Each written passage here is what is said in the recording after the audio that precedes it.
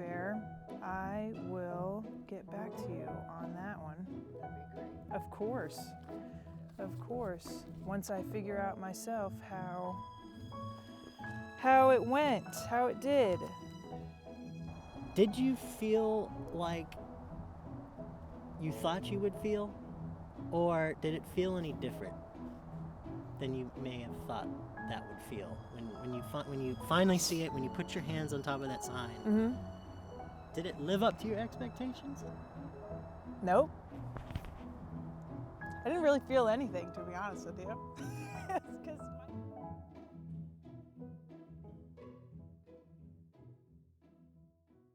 But that raw excitement and joy, and almost like this naive, it's almost like you're so naive in the beginning because you're motivated, you're determined, you're nervous, you're anxious, you have all of this energy bottled inside of you, and yet you still have so much to do. You got so much ahead of you. But now you've seen it all through. All those things that you pictured in your own head, that you had an idea about, that you're excited to see, you've seen it. You walked past it, and you accomplished the goal. And,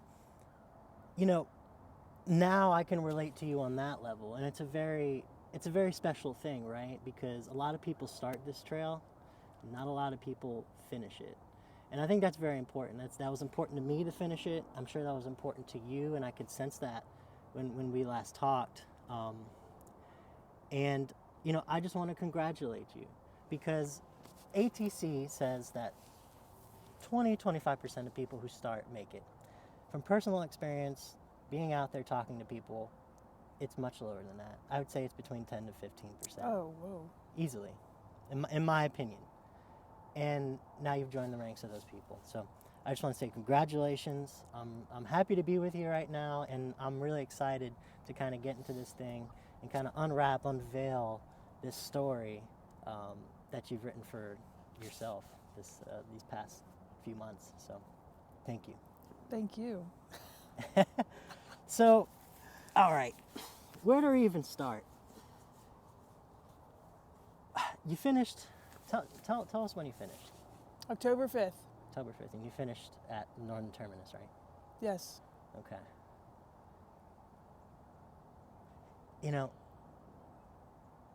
It's kind of like in the beginning of the trail, I didn't want to ask people why they were out there.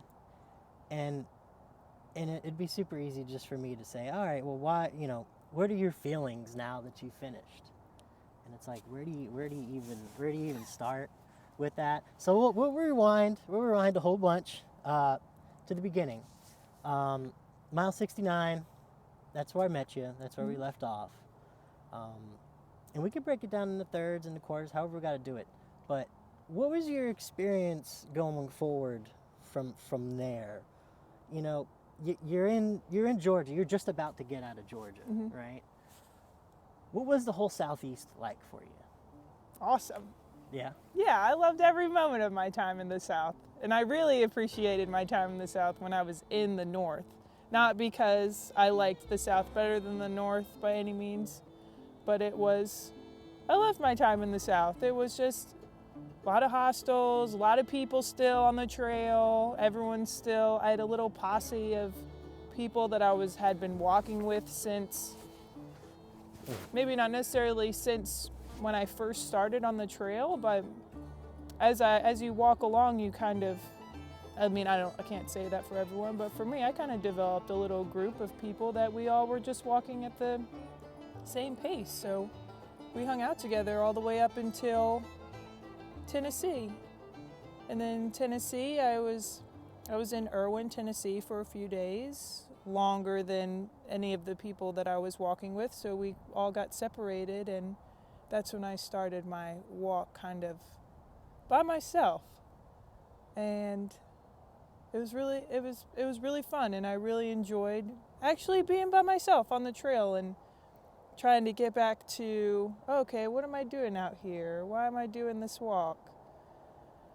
But then along the way, your perspective changes the whole entire time. You were hiking with people. Now, what was your experience with that? You said you had a good time. I'm sure you wouldn't regret hiking with those people at all. Did do you feel like it took away something for your hike, or it just contributed something in a different way? How would you describe your experience with a posse, or as a lot of people like to call it, and I don't like the phrase, but a tramley? So I developed this, well, I had one full-time hiking companion pretty much all the time, Suave. He was great. We hiked together all the way up until Irwin. And then there was a couple that I had met, Firewatch and Bus. I'm actually going to their wedding here at the end of this month. And we didn't necessarily hike together all the time, but we camped together pretty much almost all the time since Rock Creek Gap, I think, like right before Franklin, right there. Mm-hmm. And so during that whole time when we were all together, I loved it. I mean, we were having a big time. You had someone to share the stuff that you saw with, the views, being in town with other people that you didn't necessarily know, but that you had been around for the last couple 100 miles or whatever it was. And so I wouldn't say that what I would say is up there until we got to Tennessee, I was kind of like not over being with this group, but I was like, I kind of am ready to. I set out to do this walk by myself so I could reflect back on my time before this. And it's interesting, be careful what you wish for, because by that time, it was like, it almost happened at the same time. I was like, I kind of want to separate from this group, but at the same time, I don't, because I enjoy being with them. But I also want to, and at that moment on the trail, still very early on, I'm like, I need to start focusing on what I want to accomplish afterwards. Yeah. And so we get up to Irwin. Well, I ended up getting sick. And I didn't have norovirus, or I don't know what I had. I never actually went to the doctor. I just kind of camped in the woods for 3 days in Irwin, Tennessee. Mm-hmm. And everyone who was in that group that I was with, they all walked on ahead. And I was like, okay, well, maybe this is my time to be by myself. And so that started a whole different experience from the one that I was just living for the past 300 miles or whatever it is, all the way up until that point in Tennessee. You know, I've noticed that when people travel as a unit, when people go off and do their own thing, sometimes you can take that personally. And I've noticed along the way that if others were to have found themselves in that situation that you were in, incubating yourself, you know, and then they move on, one would think, all right, you know, maybe I have some resentment for those people who are supposed to be hiking with me, and then they just moved on. But you seem to have directed, that energy kind of inwards, and kind of looked at yourself and said, all right, well, maybe this is how it should be. Would that be a good way of putting it? Yeah. Okay. Yeah, I would say so. Because it did. I thought it, and then it happened. and and what'd you say? HYOH, hike your own hike? Yeah. Yeah, right. Exactly. Yeah. Exactly. Which I think is a very true statement, and a big part of if you're going to finish or if you're not. Why would you say that it's so important? Learning how to hike your own hike. Hiking your own hike is important because you are making it. It's up to you whether you're going to make it all the way to your finishing point or not. Mm-hmm.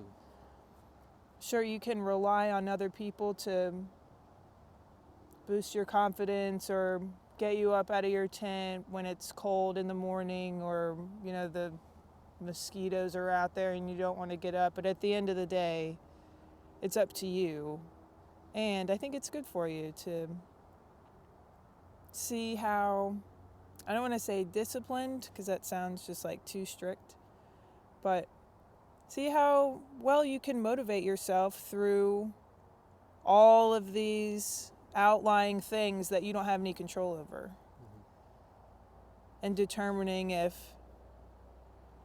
you want to walk the way that you want to walk, or if you think that being with a group or seeing or getting involved with certain aspects of your hike, I guess, are going to,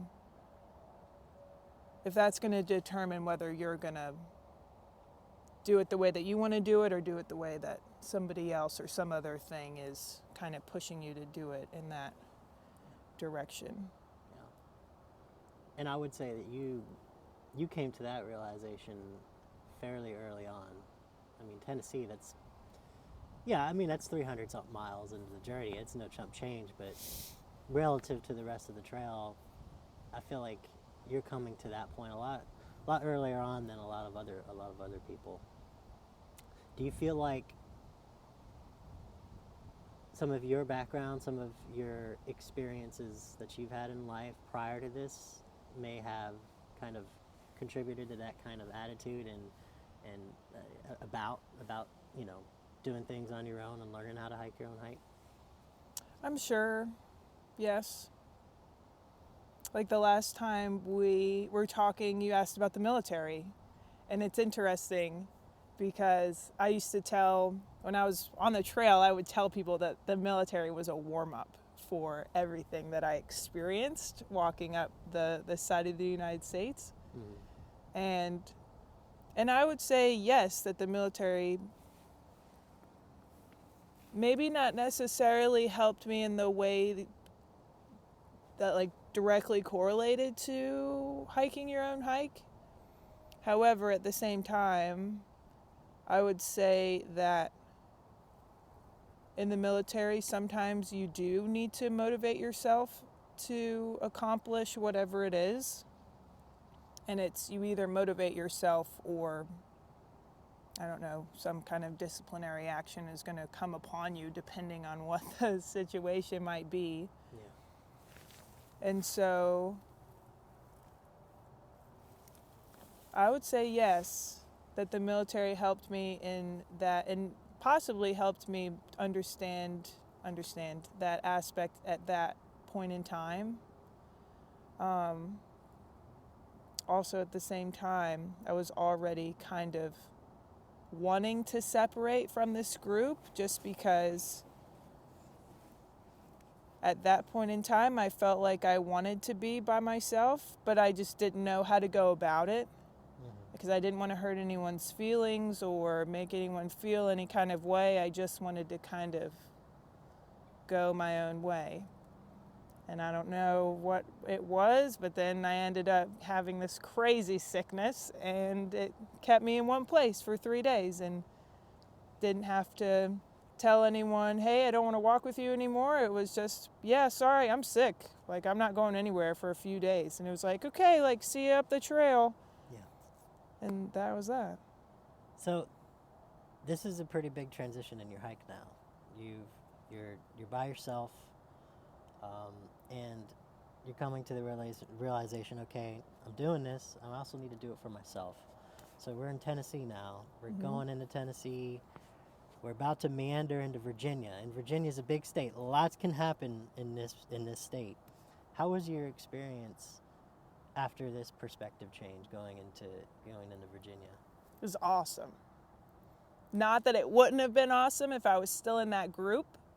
However, I also think in another part of hiking your own hike, especially when you're by yourself, I think a lot of things happen to people who hike by themselves that wouldn't happen to people that hike in a group. Not saying that one is better than the other. I just think that there are a lot of very, very unique opportunities that happen to individuals who are by themselves.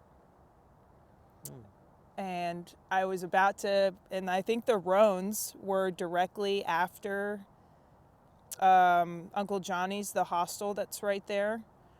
I think the next couple And I think that next section is the Highlands of Roan, which were one of my favorite sections on the whole entire trail. And I don't know if it was being by myself or... Because I wouldn't say I would have had... I mean, you're going to have a different experience with a group or being by yourself. But it was beautiful. I had a great time. Some really beautiful scenery. And at that, I guess, at that point, not that I didn't have the freedom before with a group, but when you're by yourself, it's kind of, oh, there's a little side trail. Oh, yeah, let me go down that really quick. There's no, okay, well, let me see if so-and-so wants to go down this trail with me. You don't have to think about any of those things. You just do it. And you never know, oh, I'm going to run into town really quick and do this. And then something happens and you have this whole adventure that you may not have necessarily would have had if you would have had other people that you wanted to, you're with them, you're hiking with them. You want to kind of, at least for me, I would want to, if I wanted to go do something cool and I was with a group, I'd be like, hey, so I'm trying to go and do this. Do you want to go and do this with me? So when you're alone, it's just, you have that much more time because you make the decision that much faster. I'm going to go do this. Yeah. Yep. So you mentioned you go off, you do different things in Virginia. Can you talk about any of those things specifically? Like any of your little side adventures or quests? So I'm from Virginia. So the moment that I crossed over the border, it was everyone in my family, all my friends that are in Virginia. Okay, so when are we going to meet up? We're doing this weekend, and this is happening this weekend. And I probably got picked up by someone, whether it was a member of my family or a friend, probably almost every single weekend that I was in Virginia. Like, I think... So I actually contacted a couple of the hostels that I stayed in. One, I stayed at the Broken Fiddle, and I contacted Treehouse because I was curious because Damascus is right over the border there. And so I contacted him to see when exactly I had gotten there. And then I looked at when I actually crossed into West Virginia. I was in the state of Virginia for almost 2 months alone. And a majority of that was because I got off the trail every single weekend, almost every weekend. For Mother's Day weekend, I got picked up and we had a big family event. Memorial weekend, we go camping every Memorial weekend in West Virginia. It's been a family affair since I was a kid. Yeah. And so I got off the trail for that. My cousin graduated from high school while I was on the trail, and she had a big graduation party. And so I got off the trail for that. And once I got into Front Royal, my folks they live less than an hour from Front Royal, and so they came and got me and brought me back. And did you go to Splunkers? Oh, such good burgers and shakes there. Dang, no, I'll have to go back and see that one. What was that like? It's kind of the merging of the worlds, right? When you're on trail, you're part of the subculture, and you're around all these creatures, right? And you're a creature of the woods yourself. Mm-hmm. What's it like constantly running into family or friends, people who maybe they understand a little bit, but they just aren't part of what you're doing in that moment? Mm-hmm. Really running into them was like, let's see. When you have a friend that you haven't talked to in a while, and then you meet up, you call them up on the phone or you meet up with them, and it's like you haven't been apart this whole entire time. It's like you picked up right where you left off. Yep. That's kind of how it was. Every time I would get together with a family member or a friend or like a big party of my family or whatever, it was, oh, hey, so this is going on this weekend. You want us to come get you? Oh, yeah, sure. Like, this is where I'll be.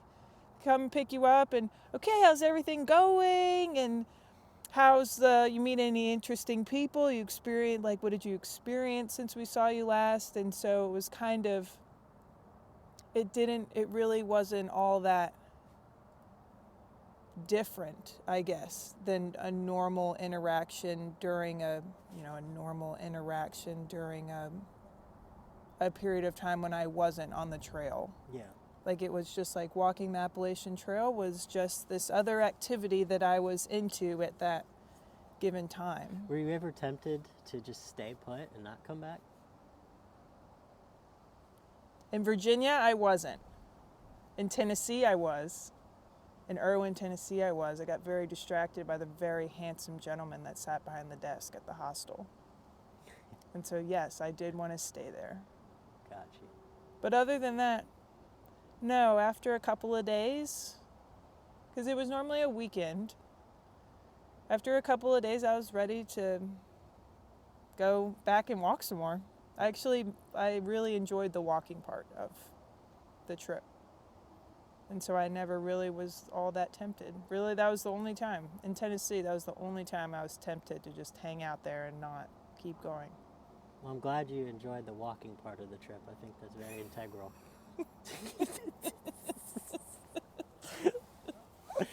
Oh, man. So you're doing the walking thing. You're out of Virginia, been hanging out with friends and family. Now, Southern PA, okay, that's nice. It's not bad. But then you get into Dump Cannon. Mm-hmm. And once you get past Dump Cannon, you're in it. It's kind of how I describe this part of the trail, the slog period, right? You're going through northern PA, Jersey, New York, and really through the whole Mid-Atlantic. What was that kind of experience like for you? Were you feeling good still at this point? Were you doing okay? Sure, I was feeling good still. That's when the rain happened. That whole, from Pennsylvania all the way up until New Hampshire, I would say, it rained almost every day, especially in Pennsylvania. I think my whole entire time in Pennsylvania, it was raining. I think maybe there were a couple of days in northern Pennsylvania where it didn't rain. But I was still in good spirits about it. I mean, it was just water. I mean, not a big deal. It wasn't until Connecticut or New York where it was still raining, but not as much. And so then the trail was just flooded. And not too deep, like I think a little below my knee was like the deepest that it would get actually on the trail. And then the mosquitoes started happening.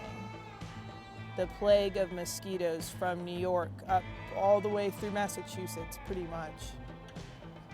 And thank goodness, I actually found one of those bug nets that you put over your head. Mm-hmm. I actually found one on the trail. Like, I never carried one. I never thought I would need to carry one. In the hiker box? No, just laying on the side of the trail, like it fell out of someone's bag or something. Oh, nice. And that was right before this mosquito plague. And I picked it up because, well, one, I wanted to pick it up because it was right in my path. I was like, I can't just walk by that and not pick it up. And I put it in my pocket. I swear it was either the next day or the day after this. I mean, the mosquitoes were constant. Yeah. If you weren't walking, if I wasn't walking, I was in my tent. I mean, because you couldn't stop. You couldn't stop and enjoy anything because the moment that you stopped, the mosquitoes were on you. And then once you're in your tent, right, now you got to go on the murder spree, right? Yes. You got to get all the mosquitoes that came in with you. Yes. Oh, it was, and I was on the edge. I was getting a little bit on the edge with the mosquitoes. I'm asking a bunch of people, how do you deal with the mosquitoes? Because at that point in time, I was having fun still, but I was over the mosquitoes because I wanted to be able to walk and go and sit somewhere and look at a view or experience something. And you really couldn't at least for me, maybe I was just being a baby, I don't know. But you really couldn't experience it because of all the bugs. And so through that little section, Yeah, I would stop. Like sometimes they weren't so bad and you could actually stop and hang out. Like there were some like when it was pouring down rain and you were sitting in a shelter, like sometimes the shelters had views, which I thought was really cool. And the bugs weren't that bad and you could sit there and dry out and look at something really beautiful.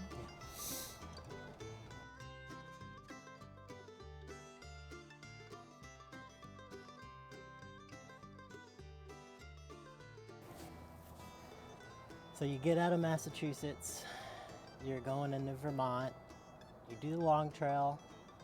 Vermont must have been pretty tough, I'm assuming, just because of all that rain.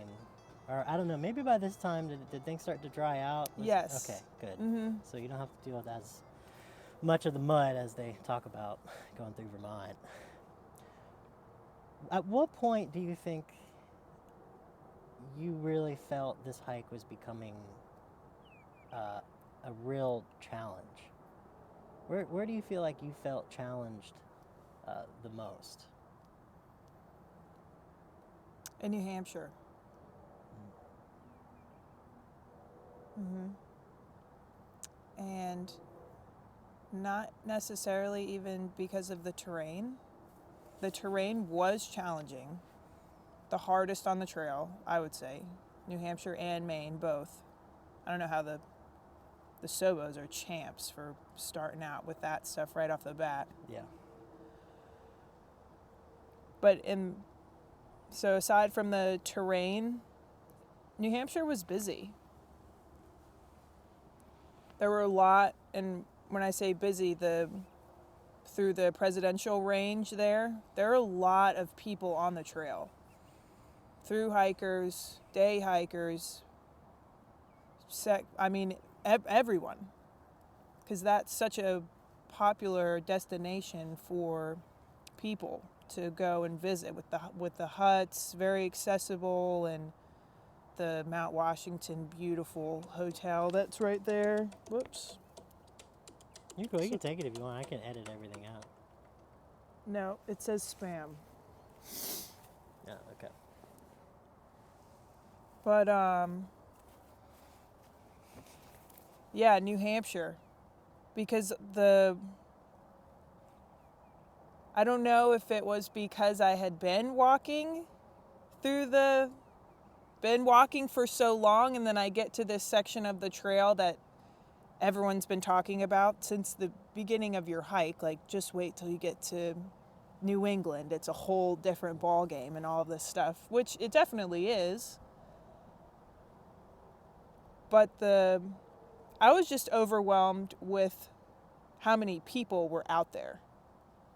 And that's when I felt that's when the challenge for me really began, was being able to still hike my own hike and not get, I guess, disgruntled with how many people were out there.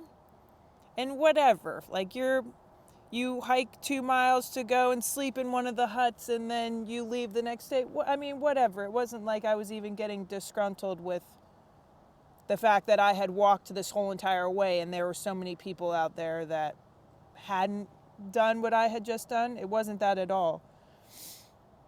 I think maybe it might have been every time you would run into someone who knew that you were definitely through hiking and all of this stuff, they would... Like, I remember one guy in particular that he was like, "Aren't you so excited to be here?" I was like, "Of course." I was like, "I mean, yeah, of course I am." Yeah. He's like, "Isn't New Hampshire so beautiful?" We were on Franconia Ridge. And he's like, "Isn't New Hampshire the most beautiful place you've ever been to in your whole life?" And I said, "Well, yes, it's very beautiful here."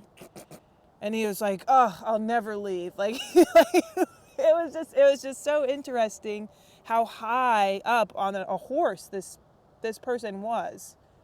And great. That's how you feel, great. But when you meet multiple people that are like that, sometimes multiple people a day that are like that, it's, at least for me, I was just kind of like, okay, yeah, like this is really great. New Hampshire's really great, really beautiful.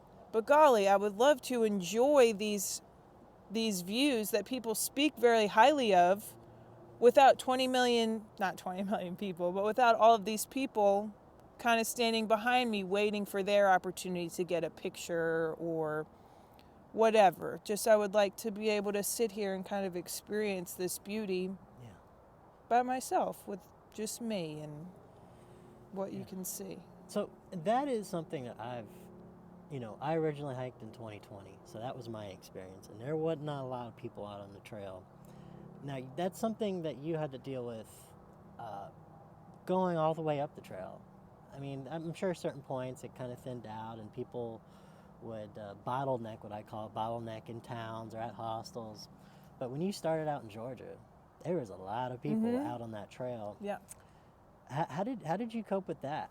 I mean, before you even got to the Whites, what was that experience like? Because you want to be able to just pull up to a shelter and not have to worry about people occupying it. You want to be able to just pull up to a campsite and not have to worry, okay, well, there's too many tents here, I need to go to the next one.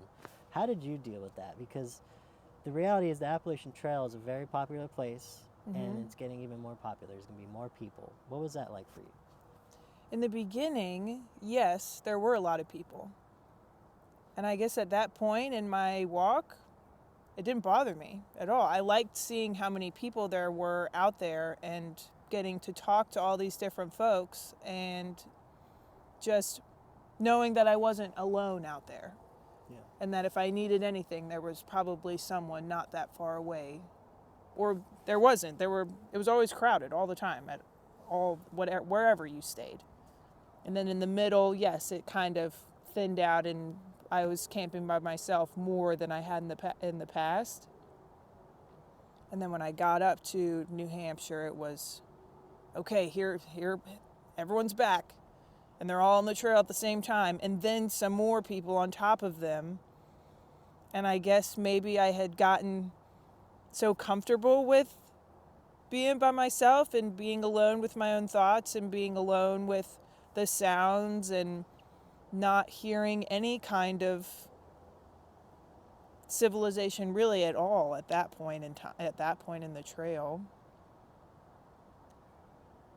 And so I don't know if I just gotten used to being alone all the time, that when all these people just showed up all of a sudden it was too overwhelming for me to even be able to process what I even thought about it, other than the first immediate thought, which was annoyance that all of these people were all around me. When back in Georgia, I welcomed all of these people being around, and now I was like... Because you're one of them, right? Yes. I mean, they had been out just as long as you. Right. But now you're 1,800 miles in, and you got all these quote-unquote muggles out on trail with you in your home, which is the woods, and you're like, what are you doing? Get off my property. Yeah. You know? Yeah, exactly. Yeah. I get it. And at the same time, like, you're getting abused by these mountains, like, you know. Yes, I mean, the terrain was hard. Yeah. How did you do physically with the terrain? I managed. Let's see, Mount Moosilauke. Mount Moosilauke was the hardest mountain for me. Going down? On the whole trail. Yep, going up and down. Oh, well, going down for sure. Yep. And it was hilarious because I'm going down and I'm struggling to go down. And at this point in time, if you've walked north from Georgia and you're in New Hampshire, your bag is probably not as huge as it was when you first started. You probably have gotten almost the hang of it by that point. So at least for me, I wasn't carrying all that much weight. And I'm walking and I'm going down Mount Moosilauke, and I'm slow going. It's tough. That was the toughest part of the whole trip for me was that little bit right there. And I see this big group of college students. A lot of college students frequent that section. And the first gal at the front of the line Her bag is bigger than she is. It's like towering above her head like this. I don't know how people do that. And every single person behind her it pretty much has the same looking bag, and they're going up what I just came down. Oof. And I actually stopped and looked at them for a moment.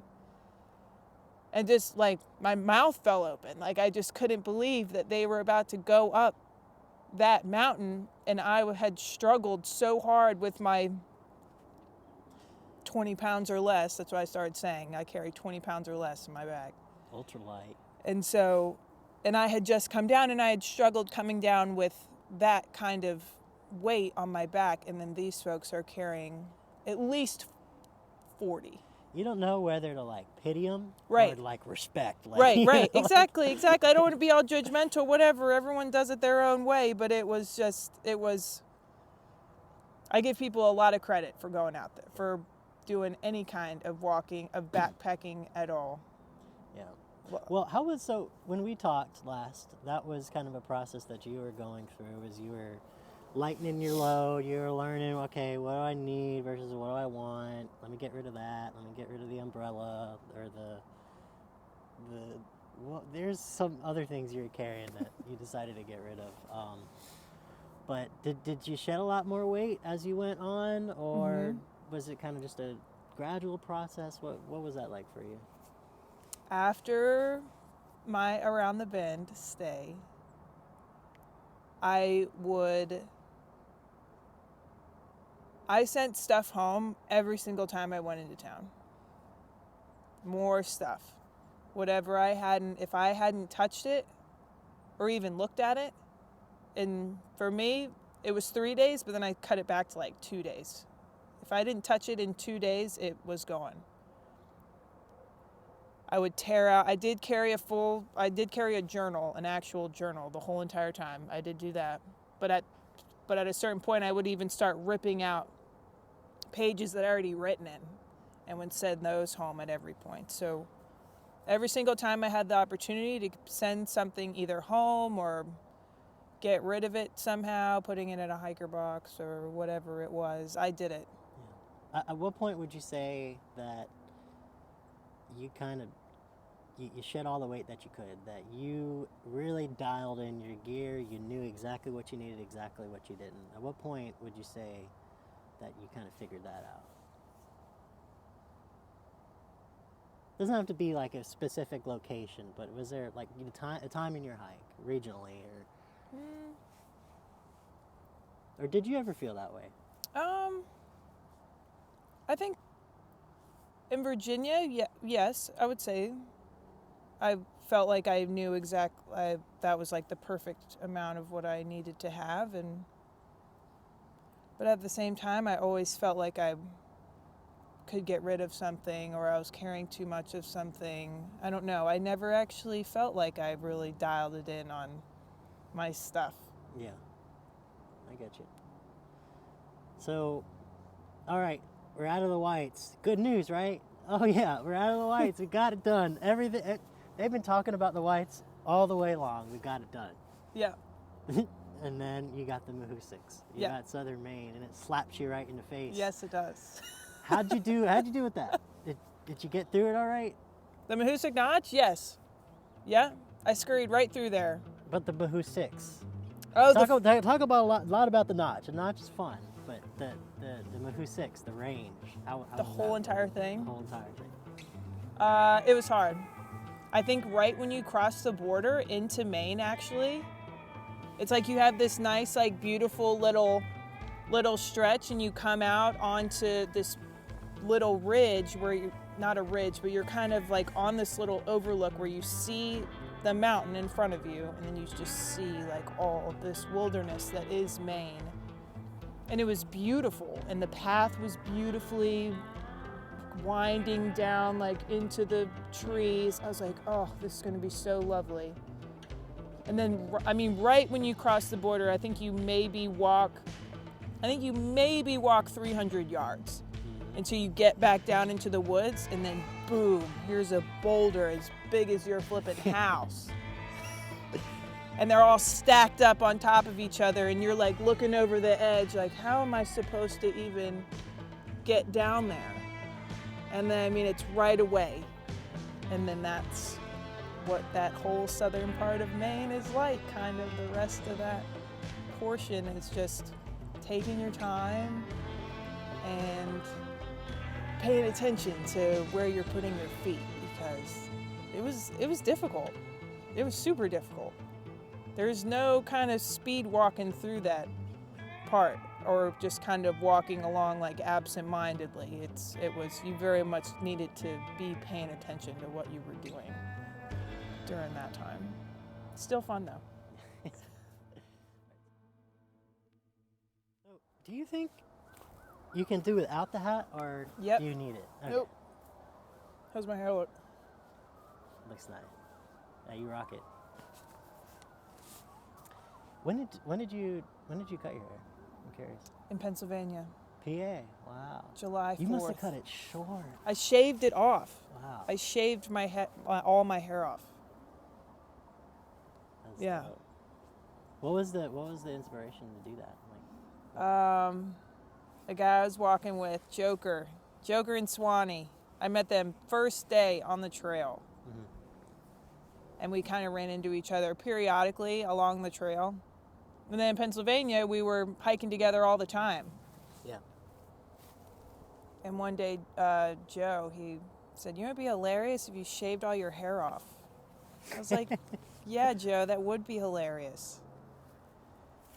And we kind of talked about it over the next couple of days. And actually, I don't even think we talked about it that long. And he was like, "I think it would be cool." And I was like, "Well, you know, maybe that would be something cool to cut off on my hair. I'm just kind of curious how it would look." There was no like real meaning behind me cutting my hair. Like, it was just, Yeah. When in Rome. yeah. Went on the AT. Yeah. Yeah. Might as well. Okay. Well, that's cool. So, all right, we're through southern Maine. We're kind of getting to the point now here where the finish line is within reach. And look, you're going to hear a lot of things along the way, starting probably from New Hampshire on. People are going to be saying, "Congratulations," or they'll say, "Almost there." Yeah. And it's almost like, shut up, you know, I'm not almost there. I got 500 miles to go. But nevertheless, they're telling you these things. At what point do you feel like the finish line, you could see it? You could see it on the horizon. You're almost there. When did that come for you? When I saw Katahdin for the first time, which was, where is that? So there's a sign on the trail that says "View of Katahdin." And Is it Whitecap on the chair, out the chairbacks? At the end of the Yes. chairbacks? There's a pond right there, big pond. Oh, okay. I know what you're talking about. Yeah, right there. And so that's where you kind of grasp the concept of a finality or some kind of end. Yeah. Okay. At what point in your hike, at least in Maine or the Hanomar or whenever it was, maybe from when you saw Katahdin on, did you really start to reflect? Did you ever have a chance to reflect on your journey, or try at least to process what you were going through, what you had went through? I think I'm still reflecting. I also think I haven't really processed everything that I even did either. Yeah, and you'll be processing things for your entire life, like about this journey. But did you ever think about anything while you're on trail, or was it? Because a lot of people think you're getting closer to the finish. You're reminiscing. You're just oh wow, what an incredible journey. Yeah, sure. But was there any of that, or was it just next shelter, next water? Oh yeah, of course. Yes. Yeah. Because I would go back and look at photos that I had taken from an earlier time in the walk, and I would, a couple months ago, like I was getting attacked by mosquitoes in Massachusetts. And now I'm sitting here on this beautiful pond and looking at where I'm going to end this, at least for me, this trip was going to end at Katahdin. Yeah. And let's see. But yes, at the same time, also to trying to still be in the moment, especially there towards the end, because I didn't want it to be over either. Yeah. It was so much fun. I didn't want to think about not getting up one morning and I didn't have to walk anywhere. What were your feelings, what were your thoughts when you saw the sign for the first time? Let's see. I was really excited about it.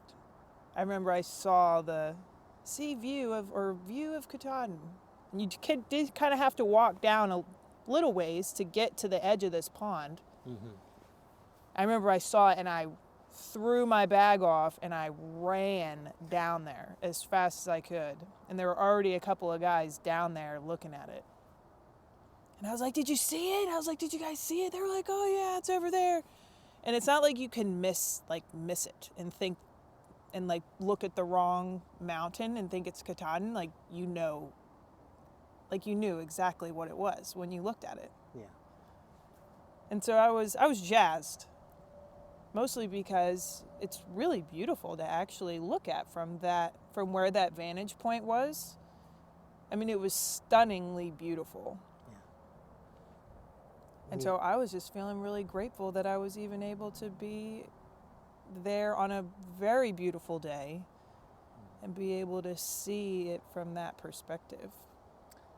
Now, when you were walking towards the sign, when you saw the actual sign itself, and you were almost within its grasp, did you feel like you thought you would feel, or did it feel any different than you may have thought that would feel?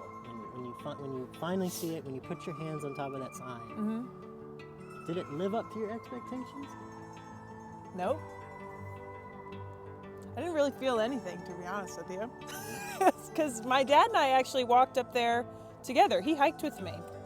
Yeah. Very cool. Yeah. And yeah, we hiked up there. And there were a bunch of people up there. And it was kind of, doesn't look how it looks like in a lot of the pictures that I saw before even hiking the trail at all. Like it was, the sign is like a gray color.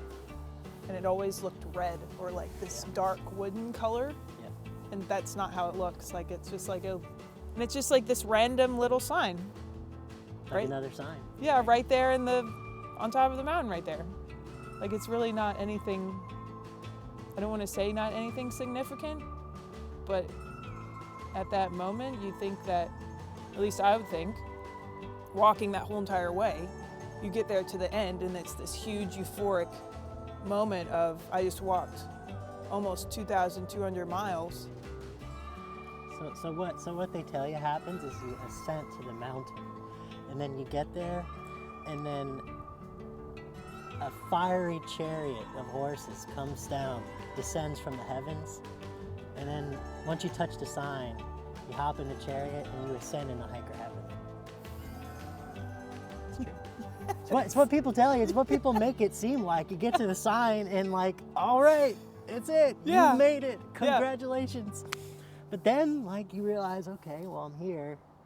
I gotta walk back down. Yeah, I gotta go back down now. I gotta get in the middle and knock it. You know, like, how am I gonna do that?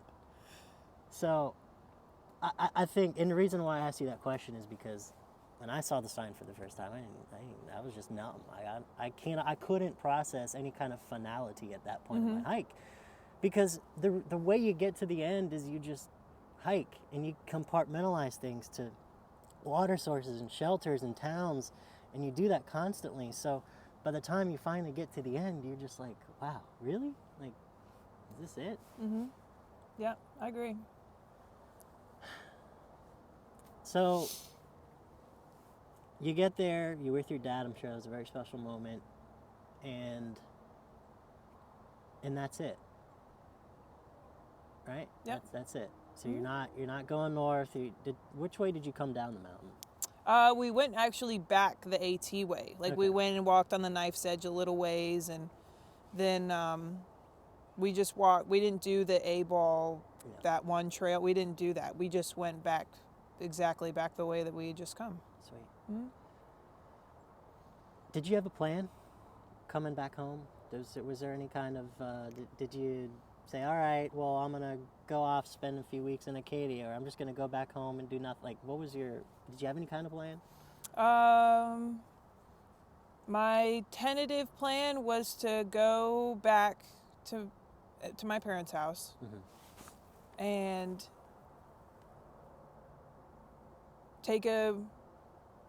what I was hoping for was to be able to kind of go and rest for a little while and then go and venture back down south and go back and visit a bunch of spots that I really enjoyed and met some people, and I kind of wanted to go and hang out with them before I even kind of got all serious about anything. Yeah. But financially, I couldn't afford to do that. I needed to make some money, and so really, the plan was to start making money. And so I mean, that next week after we had gotten back, I went to the job that I had been working before the trail and said, "Hey, can I come back to work?" And they said, "Yep." Wow. And so I really just kind of jumped back into civilized life, I guess. Yeah. Civilized. Yeah, right. So you're here. You're about a month removed. How are you feeling? Is there a deep sense of sadness or any? Because a lot of people you talk about post-trail depression, and Mhm. I don't know if I'd call it depression. I think it's you're missing something that you fell in love with. Sure. Are you feeling that way? How are you feeling? Sure. I would say I'm kind of sad sometimes about it. And not sad because I'm just sad that I liked doing that. I liked getting up every day and walking somewhere. I thought that was really cool. And so I would say that I'm kind of sad about not waking up and having somewhere to be. Yeah. Or somewhere to walk to. And I also miss some of the people that I met out there. I really enjoyed a lot of those folks' company. But at the same time, I'm also looking forward to the opportunities that walking on the Appalachian Trail will have opened to me as far as being involved in the community, which it is a community, and it's always going to be a community as long as there's a trail to walk on. Yeah. I want to ask you a couple things. This is kind of coming full circle after we last talked. There are two things that I feel like you were, what I gather from our conversation, you were wanting to get out of this trip. One of them was and kind of in a less direct way, you wanted to sort out your feelings, maybe come to terms with kind of the past few years of your life, what you're going through with, your history with the Coast Guard. You're hoping to kind of feel a little bit better about the whole situation because you left with a lot of maybe pent-up feelings. Another thing was you wanted to, I think I find myself in this camp. I think a lot of people fall into this camp, but you wanted to kind of sort out your situation and standing with God. I know that seemed really important to you. Mm-hmm. So let's start. Let's start with the Coast Guard. Do you have any? Or how have your feelings developed towards the past few years of your life? Now that you've gone through something that, doing a trail is like living a lifetime within 6 months. Do you feel any differently now? Yeah, that's interesting that you say that. Yes. I'm grateful for my time in the Coast Guard. Super grateful. I wouldn't take it back. Before I said I was bitter about my experience still. I'm very grateful for my time in the Coast Guard. Very thankful that that was what I decided to do with my time during that time, I guess. Yeah. And as far as my relationship with God,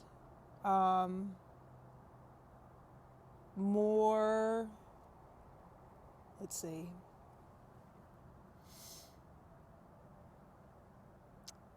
I guess my relationship with God has developed to the point where I am considering being a Lutheran pastor. And that idea came to me from my cousin when I was in Harpers Ferry. When I got to Harpers Ferry, I have family that live in Martinsburg, West Virginia, which is right there next to it. Yeah. And my cousin Audrey, she actually, one morning we were sitting on the couch. That was another one of my weekends off the trail. That was Father's Day weekend. We were sitting on the couch and she said, "You know what? You'd be a really good youth pastor." And I said, "Oh, that's interesting that you say that. I had never even considered being a pastor ever." Why is that?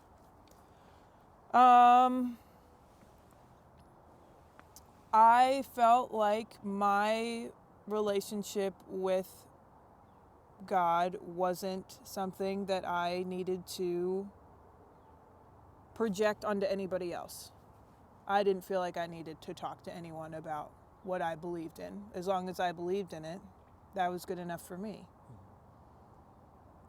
And now I'm kind of feeling like I want to not necessarily project it onto other people, but the way that I kind of explained it when people asked me, "So what do you think you're going to do afterwards?" And I would tell them, "I think I'm going to be a pastor." "Oh, well, why are you doing that?" And because I would get mixed reviews. Some people were all jazzed about it. Other people were like, "Oh, well, you have a lot more to walk, so plenty of time to think about that some more." Yeah. And so I started saying that I was like, I mean, all you're doing as a pastor is talking about how grateful it is you are to be alive and how beautiful this life is and how to enjoy it in the best possible way. Yeah. I think there's a way of sharing our beliefs and our faiths in a way that can respect people and that can also come from, I think a lot of people say, all right, well, you live your beliefs through how you act and through the example that you set. And that's one way of doing it. But I also feel like out of kind of that same enthusiasm that, right, you're grateful for what your own faith has given to you and you want to be able to share that. And I don't believe there's anything wrong with that. In fact, I encourage people to do that. I don't think that we should all keep unto ourselves. There's a way of going about it. There's a way of doing it that's good, even if you don't share the same beliefs. I used to work for a church, so I had to do the very similar thing. How did you get to that point though? I mean, because that's from what we were talking about before, back in Georgia. It sounded like you wanted to straighten out things within yourself. How do you get to a point where you feel confident enough to, despite that, want to share your faith with others?